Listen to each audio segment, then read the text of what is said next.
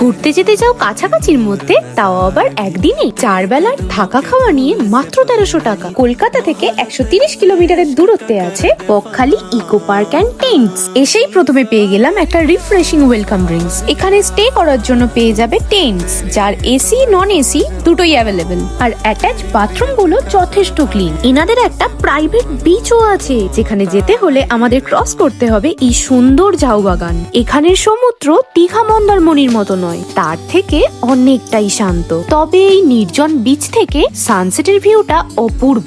চলো এবার এখানকার খাবার দাবারে যাই।